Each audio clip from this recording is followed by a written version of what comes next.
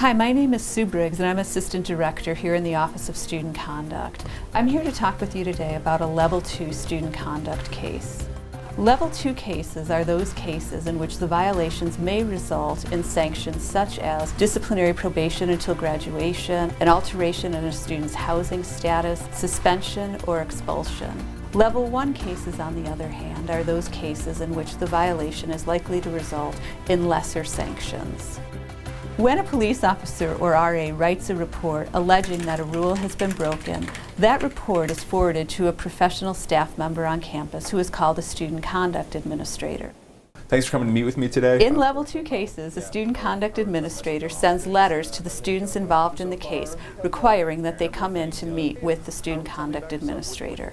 At this meeting, the student conduct administrator teaches a student about the student conduct process and their rights within the process.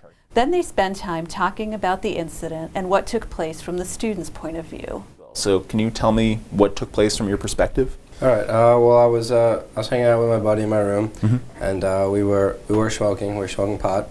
After hearing the student's account, the student conduct administrator determines whether or not they think the student violated a policy. If the student conduct administrator thinks the student violated a policy, the student is offered an administrative agreement. So Dave, after hearing what you had to say, I decided I'm going to charge you with violating policy 3. The student has the option to sign the agreement. If they do, they accept responsibility for violating the policy and accept the accompanying sanctions. If they don't sign the agreement, a student conduct board hearing is scheduled. I'm probably not going to sign this because, I still believe that I never sold and I was never distributed. So. After this meeting, the student will receive a letter with the date and time of their hearing. This letter will be received by the student at least 5 days in advance of the hearing. Good afternoon, my name is Casey Wall and I will be chairing today's hearing. At a hearing, a conduct board discusses the incident with the student conduct administrator and the student charged. Conduct boards consist of 3 members who are either faculty, staff, or students. Have you ever seen Dave? The student charged can bring an advisor to help them in the hearing, although advisors cannot speak on their behalf.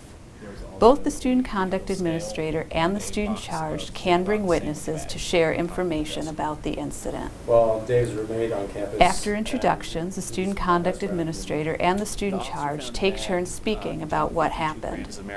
That I took ownership for the marijuana. Next, witnesses share their accounts, and finally, closing statements are made. Most hearings last less than 1 hour. After the hearing, the board deliberates and determines whether or not the student violated the policy, and if so, what sanctions should be imposed. This information is communicated to the student via letter following the hearing. If a student disagrees with the decision, they have the right to appeal. I hope this video has been helpful. To learn more about our student conduct process, watch our other videos or visit our website, studentconduct.binghamton.edu.